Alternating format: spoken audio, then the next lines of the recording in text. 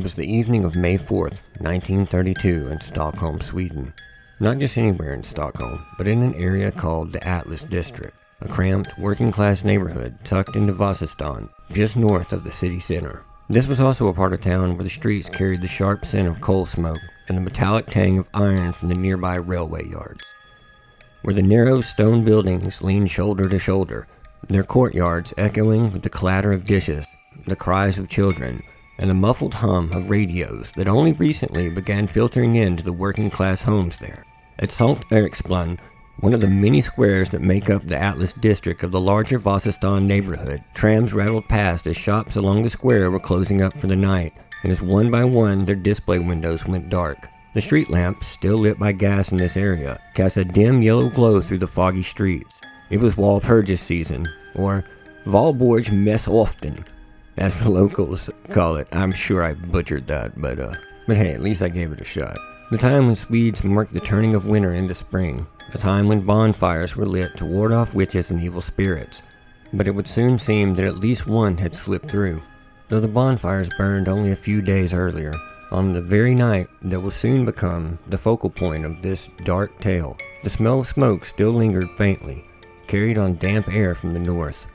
At number 11 Sankt Eriksplan, local police forced open a door. They weren't there for one of the typical noise complaints or disturbances though, but they were there because of silence.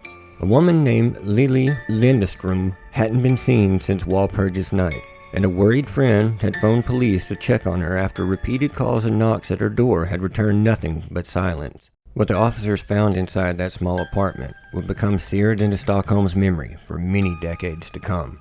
A scene so grotesque, so unthinkable, that the case would soon come to be known by a single name in headlines and police reports alike: the Vampyrmordet, or as many now know it, the Atlas Vampire. But to understand how we got to this moment, and what would so deeply disturb the police involved, as well as haunt the city to this day, we need to go back just a bit, to Walpurgis night, April 30th, 1932, the last night that Lily Lindström was ever seen alive. Welcome to the Clandestine Radio Podcast, Season 3.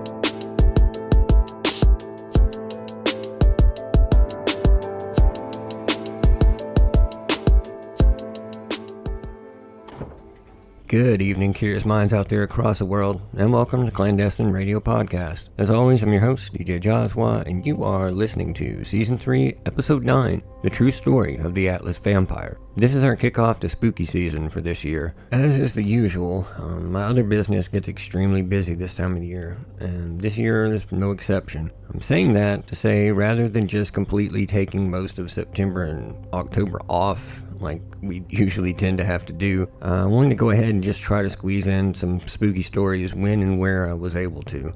These episodes will be a little bit shorter than the other episodes have been this season at least. This year has been a very research heavy season, and honestly I could use a little bit of a break from those super dense episodes, and I sort of figured most of you guys out there probably could take a little break as well. So these will be a little bit lighter and therefore a little bit shorter. The trade-off is that, hopefully at least, we can try to squeeze in a few more over these 2 months than we usually do. But that's about all I wanted to say up front here, so with that out of the way, let's drop back into 1932 Stockholm and find out how we got to that infamous police investigation.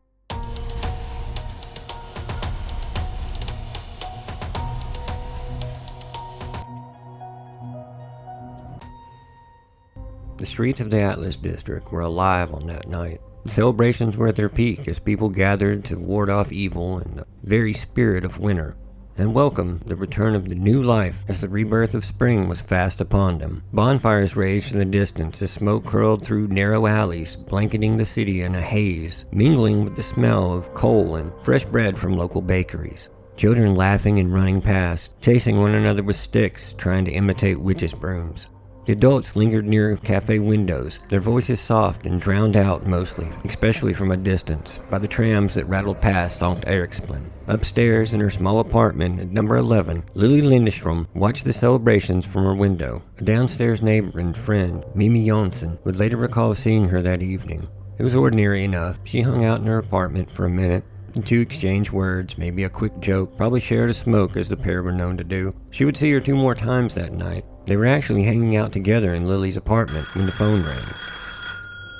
The voice on the other end was calm, measured. He would ask for her by name and told her that he was nearby and would like to pay her a visit. Lily made her living quietly in the Atlas district, one of the many women who worked in the city's sex worker industry, one with a distinct advantage, though, of having a phone. This allowed her to keep off of those dark streets and to apply her trade more discreetly. Her neighbors knew her as polite, capable, and fiercely independent. The type who moved through her days with careful routine, even though her work brought her into close contact with dozens of men that she often didn't know. And while calls like this were regular business, most of the time they were in some way connected to either a previous client or someone that she knew in some way. Her number wasn't advertised, only known, passed along by friends and Johns. This call was different though. She didn't know this voice, and he made no mention of how he knew her name or her number. The unexpected nature of the call gave her pause, for a moment. But money was tight. It was always tight these days, and she could really use some work this night. So she obliged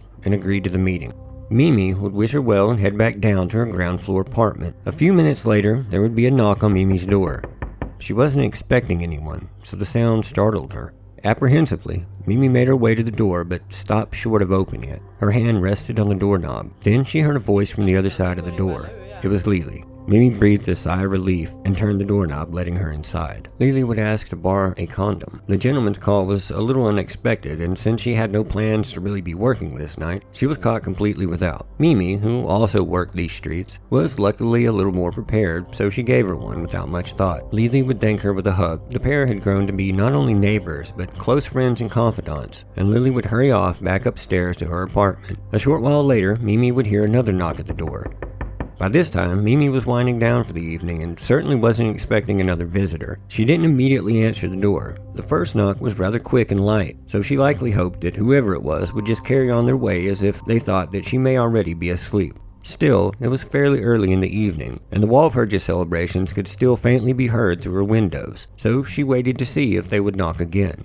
Although she was expecting it this time, she was still surprised when the knocking returned. This time it was much louder than before, more frantic sounding. Mimi collected herself, and fearing that someone may be in trouble, she decided to hurry over to the door and open just a crack though, to peer out at her unexpected visitor. The first thing that she noticed was a long coat, then bare legs. Then she heard a voice, and with a sigh of relief she realized that it was only Lily, this time wearing only a long coat with nothing underneath. Without any explanation, Lily would request yet another condom, which Mimi would provide to her and send her on her way. With a quick thanks, Lily turned and sprinted back up the stairs. After the surprise visit, Mimi decided to just sit up in case. You never know if Lily may need something else, and try to make sure that all was okay after her visitor left. But by 9 o'clock, Lily had vanished from the hallways and the streets of Atlas. An hour or so later, Mimi would decide to check up on her friend. She made her way up the stairs, listening intently just in case she would be interrupting something if she knocked. But she heard nothing coming from Lily's apartment, only silence. Assuming that Lily's visitor had gone on his way, Mimi decided to go ahead and knock, but there was no answer. She likely thought that Lily had just decided to go back out and join in the dying hours of Walpurgis. These nights were known to drag into the early hours, and the celebrations had still lingered. So she headed back downstairs to her apartment and back to deciding to wind down for bed. While Lily's apartment was silent and seemed completely normal from the outside, as we know, something terrible had begun this night, and that silence would last for days.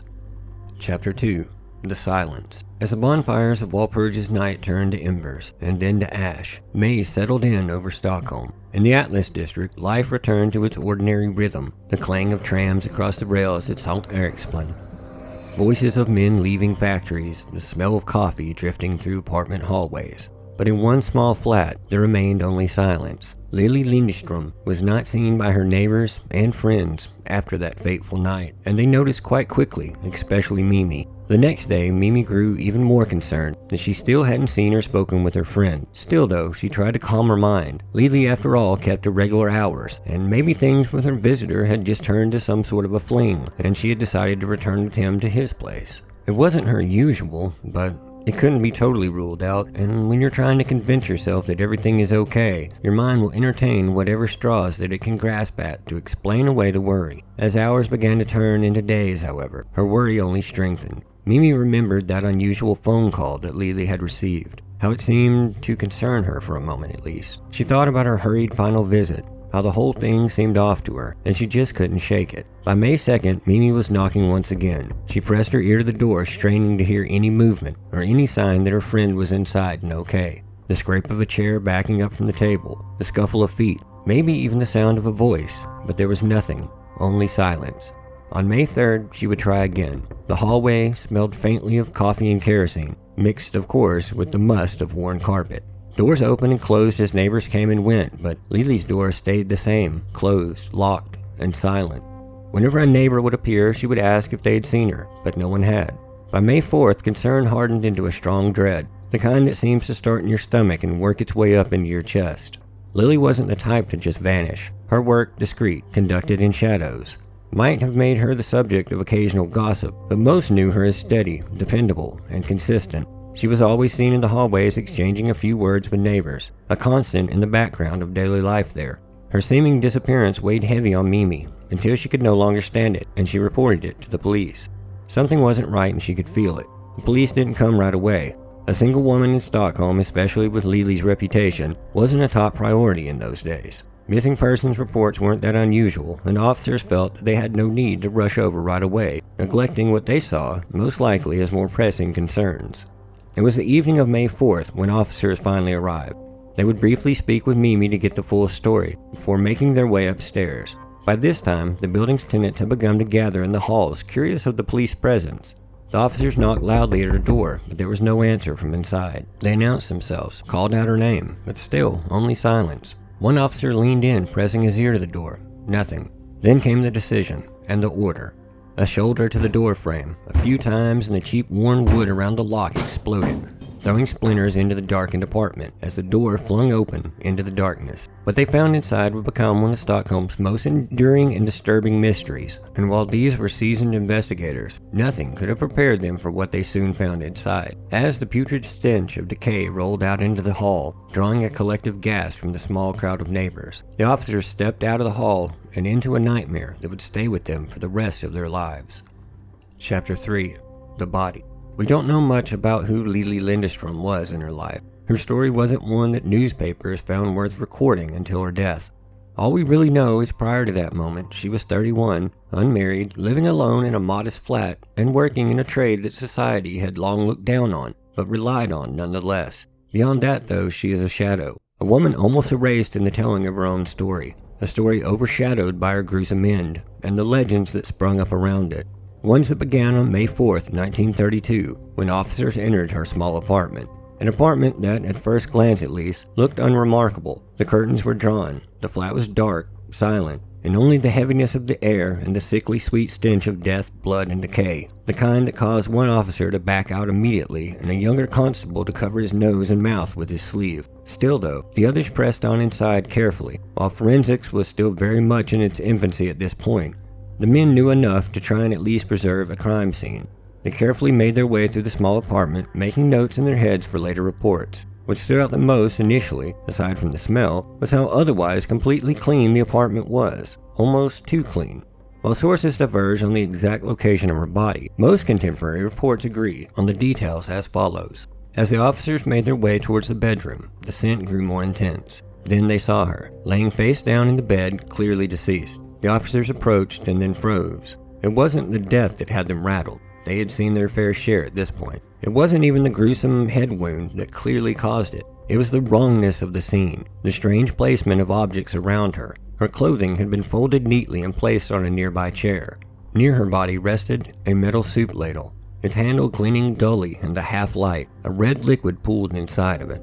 There were marks, faintly on her neck, streaked with blood. But it was the absence, what was missing, that would come to disturb them the most. Her body was pale white, almost shrunken looking, seemingly empty. Investigators would later note that at least some of her blood, though reports vary on the exact extent, had been drained from her body. The bloody ladle nearby hinted at something more than just violence. Something ritualistic, almost supernatural in suggestion. The press would zero in on these grim details, and before long, the whispers of the Atlas vampire would begin. On that day, May 4th of 32, all that was certain was this. A woman was dead in her own apartment, and the manner of that death was nothing like Stockholm had seen before.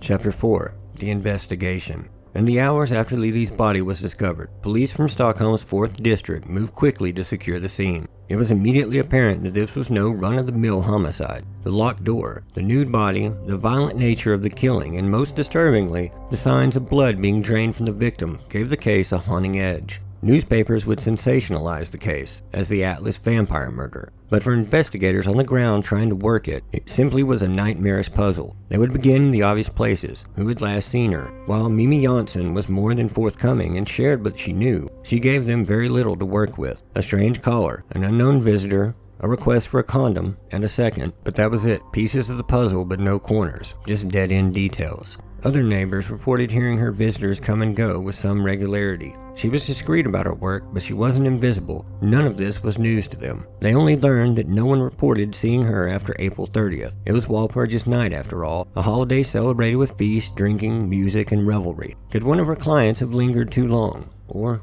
maybe crossed a terrible line? Detectives would van out and canvass the neighborhood, knocking on doors, gathering accounts. Details were sparse, and no one recalled seeing her with anyone that they didn't recognize or anyone entering or exiting her apartment that evening or the following morning. Despite their efforts, and the newly added pressure from the press breaking the story, the police were left with a maddeningly short list of leads. Attention would soon turn towards Lily's acquaintances. She was known to have kept a small circle of regular men, those who visited her repeatedly and whom she trusted enough to let inside of her small apartment. Several of these men would be questioned at length, about 11 of them. Each had alibis and denied any involvement. Furthermore, according to Mimi, Lily didn't recognize her final caller, a detail that would also help in ruling out her regular customers. Lily's body would be brought to the local coroner after its discovery, and due to the unusual nature of the crime, an autopsy would be conducted. The coroner would notice her neck and shoulders sticky with saliva still. Her cause of death would be formally determined to have been caused by repeated blunt force trauma to the head, 3 wounds. The nature of the wounds led him to believe that a cylindrical object, likely a piece of pipe or something very similar,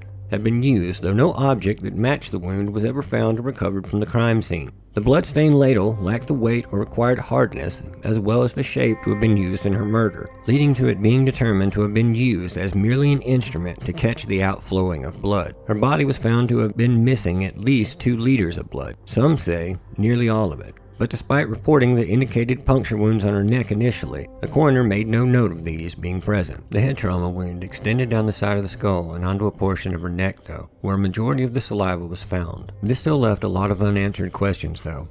Even if the ladle was used, how was the killer able to consume such a large amount without it also being all over the bed, which was abnormally clean for such a violent murder to have taken place on it? And no other signs of a struggle or blood were discovered anywhere else in the apartment. No pooling around the body or on the floor, where there certainly should have been plenty given the wounds that she suffered, and the amount of blood that was missing. One of the condoms that Lily borrowed was also found partially protruding from her anus. Reports vary as to whether any semen was recovered from it or not. Some say yes, some say it had been emptied, and others say that there was none to begin with. Even if they had recovered it, there was very little that the police could have done with it at that point in history. DNA testing of crime scene evidence wouldn't be an option even until 1986, when the pioneering work of geneticist Dr. Alec Jeffreys in the area of DNA profiling would be used to solve 2 rape and homicide cases in Narnborough, near Leicester, England. They did recover some dried saliva and a small lock of hair that they believed to have come from the killer, along with clippings of Lily's fingernails, along with, some reports say, a bloody tea towel that was found in the kitchen. Some of these items are actually still on display in the police museum there. Despite all of this, Alvar Zitterquist, an investigator who worked on the case, would write a few years after that the killer left no evidence behind, stating, quote, "No fingerprints, emptied glass, no hairs or cigarettes." He also believed, as most do, and the available evidence shows, that the killer brought the murder weapon with him and then took it when he left. Some sources side with this account, saying that the hair that was recovered and is still on display actually came from Lily, which I tend to agree with, considering it is a pretty decent sized lock of hair, far more than could have just fallen out, and considering that all signs point to her being struck from behind and killed during intercourse, she wouldn't have had any way to grab the killer's hair and rip it out. Also on display are the 2 condom wrappers, which are these fancy looking little paper envelopes, and they're totally worth a look if you're curious. In the end, her autopsy left police with more questions than answers. The case would stall out almost immediately. Evidence was scarce, and in 1932, forensics in general was still very much in its infancy. While fingerprinting was possible, none were recovered that were usable or that didn't come from Lily herself. Basic blood typing was available since its discovery by Austrian physician Karl Landsteiner in 1900, but only Lily's blood was found at the crime scene. Lacking any usable physical evidence, detectives had only rumors, suspicions, and the growing hysteria of the press to guide them. By early summer, the case had already begun to slip from active pursuit and into whispered infamy. Officially, the case remained open, but unofficially, Stockholm police had no leads, no suspects, and very little hope of finding the so-called Atlas Vampire. Chapter 5. They Walk Among Us. While the case of the Atlas Vampire may have stalled out for the police, the story refused to die, with a name that would outlive any of the men who worked to solve it, or even the victim herself. The Atlas Vampire was sensational, lurid, and terrifying. Exactly the sort of headline that takes on its own immortal life. After a while, the whispers in Vasistan were no longer about who might have been her final client, or whether the police would ever solve the case, or even be able to name a suspect. Instead, neighbors spoke in hushed voices about the possibility of something much darker, something inhuman, more monster than man. After all, what sort of man kills like this? What sort of man would take to drinking so much blood if they did? While we tend to look on vampires in the Western world as either just old world superstitions or the modern fictional depictions of sexy blood-sucking immortals from TV shows, books, and movies, vampires in one form or another spent far more time in history being thought of as a very real danger and more fact than fiction. Today we recognize having a mental disorder. It's classified as Renfield syndrome or clinical vampirism. While the term Renfield syndrome was originally introduced as an ironical title by a clinical psychologist named Richard Knoll, and more as a tongue-in-cheek joke than anything, it has since been used in psychiatric literature to describe the rare but still existing condition. While it isn't an officially recognized diagnosis in the DSM-4-TR, it has still been used to describe a compulsive obsession with drinking blood that is oftentimes linked to a delusion of being a vampire or just having a sexual fetish for blood or its consumption.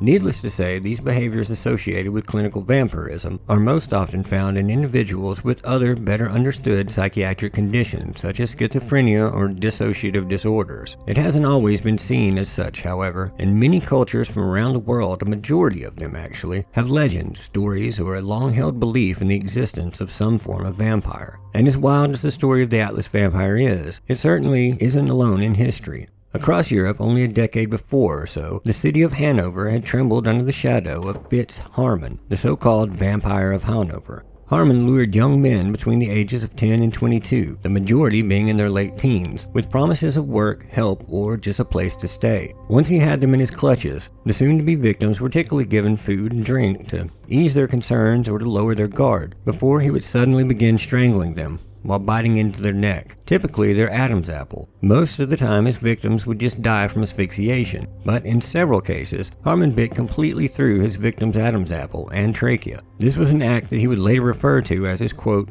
love bite. He would then drain them of their blood before dismembering them and discarding their body parts in various places. This guy was a whole story, and I can cover it sometime if you'd be interested in all that. Just let me know. In the end, police would attribute at least 24 young men and boys as having fallen victim to the Vampire of Hanover. The horror of his acts and the fear that gripped Hanover in the 1920s lingered on long after his execution. Not far from Germany, the city of Dusseldorf knew their own terror in the form of Peter Kürten, or as he would come to better be known as, the Vampire of Dusseldorf. His murders were not just random acts of opportunity, like Harman's tended to be. They were methodical, sadistic, and often graphic and public enough to strike panic into entire neighborhoods. He drank the blood of several of his victims, many times returning to the scene or the area of the crime to listen to people discuss the brutality of his work and to revel in what he had done. And by revel, I mean it literally got him off. This guy was the sexual deviant of all sexual deviants. I can't even get into his crimes much deeper without risking the show being taken down. They are really that screwed up. All totaled, in 1913, he would admit to a whopping 68 crimes, including 9 murders and 31 attempted murders.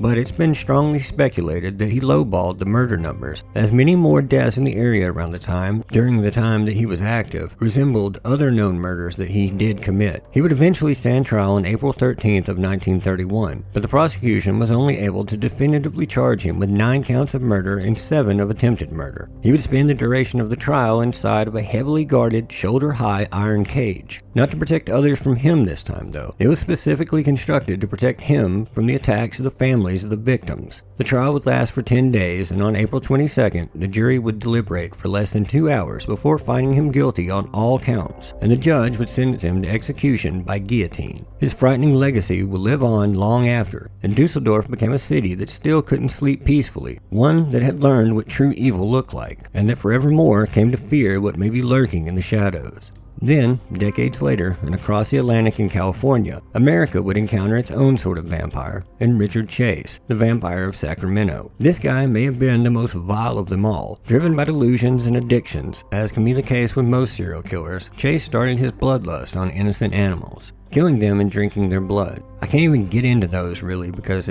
honestly, it pisses me off too much, and I promise that you don't want to know if you've somehow avoided hearing about him for this long. But on December 29, 1977, he would escalate with his first human victim that was on record. This would send him spiraling into a killing spree that lasted until his arrest in January of '78, during which time Chase murdered neighbors, friends, strangers, anyone unfortunate enough to become a target of his obsession. The acts that he committed are so disgusting that I would advise you not even look into this guy. Aside from the worst mutilations and corpse defiling, shall we say, he also cannibalized his victims and drank their blood. Believe me when I tell you that those were the least of this guy's crimes. The city of Sacramento would not recover its innocence quickly, and Chase's crimes would be remembered as some of the most chilling examples of how a human predator can tap into something so evil that it almost becomes mythic, a thirst that seems to go beyond comprehension. These figures appear like phantoms scattered across the 20th century, proof, perhaps, that vampires in one form or another are not simply old-world legends, but nightmares that even in modern times will occasionally step, all too literally, into our modern world, leaving death and terror in their wake. And in 1932, Stockholm had its brush with one such a creature. Unlike the other names we mentioned though, the Atlas vampire, as far as anyone knows, never struck again. Chapter 6. Legacy. The official investigation ended almost as quickly as it had all began. There was simply no evidence that, at the time, could be used to carry the case further forward. No suspect that the police could pin down, and when the killer was either able to stop at one or at least completely switch his MO, there was also no new leads that they could pursue. So the files were boxed up, only dead ends were left behind, and in the sterile language of police records, the case would languish as just another unsolved homicide destined to turn cold case. But beyond the police station, the story was still alive. For the neighbors of Vasastan, it became a cautionary tale. Parents warned children not to linger too long in dark stairwells. Women who once walked freely about the city now walk in pairs, or at least a little quicker than before. Men cast nervous looks toward strangers at the pub. The idea that someone, or something, had walked away from Lily's apartment undetected gnawed at the city's sense of safety. If the killer was able to vanish without a trace, and police were unable to catch or stop them, then what would prevent this from happening again? And the press, of course, fueled that fire. The phrase Atlas Vampire appeared in bold black print, and it stuck. No longer was this just a murder. It had been turned into a vampire killing, something that created a supernatural, monstrous air about it, a thing that reached past the rational mind and into the realm of nightmares. Whether or not the journalists believed it or not, that hardly mattered, because the city now believed, and it had been implanted into the minds of all who heard the name. And once a story like that takes root, it's almost impossible to drag it back into the soil of rational reality. And then there was the question that no one could seem to answer or rationalize away. Not in 1932, and not even now. That being why? Why drain her blood? Was it some grotesque fetish, some dark act of ritual, or was it something older, darker, something that we still see on occasion, the fulfillment of a hunger, or a thirst, of a compulsion that cannot be explained in human terms or grasped by the rational mind. And so, the story endures. Nearly a century later, Lili Lindström is remembered not as a woman with her own life and struggles, but as the victim of a legend. The Atlas vampire remains faceless, nameless, an open wound in Stockholm's long and storied history that on occasion is torn open again, even today. The flat where she lived was eventually lived in again, and still stands to this day with new inhabitants. And while her story has died down there, the tale still circulates on occasion, in old crime collections, in late-night radio programs, hushed conversations whenever someone asks, "Have you ever heard about the Atlas vampire murder?" It endures because we are not comfortable with the unknown. We crave answers, suspects, conclusions, but this case never gave us any. And in that absence we are left with only imagination, with fear that stretches across time and space, with the suspicion that the worst things that walk among us are not monsters in the shadows, but people that look just like us, that walk among us undetected, strike without warning, sometimes are never caught. And perhaps that's the true legacy of the Atlas vampire, not the crime itself, but the unease and the fear that it left behind, the glimpse that it gave us into the true depravity and capacity for evil that still rests in the hearts of some men. The lingering feeling that some hungers, whether human or otherwise, can never be truly satiated, and are far too terrible to even speak. In the end, the case was never solved. While they never struck again, at least that we know of, the fact remains that they were never found. And perhaps that's why this story still endures when so many others have been forgotten. Because in the end, it's not the body in the room that lingers, it's the shadow that slipped out the door and into the night. And maybe it's no coincidence that it all began on Walpurgis night, that ancient evening when, according to old lore, the veil is at its thinnest and dark things move more freely among us. For most, it was just a night of bonfires and laughter, not dissimilar to our modern-day Halloween. But for Lili, it was the night that the Atlas vampire came calling. And like the other killers who have shared that vampire moniker, it forces us to consider a possibility that we'd rather just dismiss. That maybe, sometimes, these monsters aren't just things of legend. Sometimes, they are us. Sleep tight out there, curious minds. And with that, we conclude our first entry into spooky season. If you want to hear all the facts and get my personal thoughts on this story, then please come and join me next week for the BTR for this episode. And we will break this all down further and try to strip what facts we can away from what legend just grew up around it. This is a very real case though. Through the years, translations and retellings, however, there are a lot of different versions to it. We will dig a little bit deeper into that on Wednesday though. So until then, take care of yourselves out there. Don't let any strangers in after dark, whatever you do. And I'll talk to you all again real soon on the next Clandestine Radio.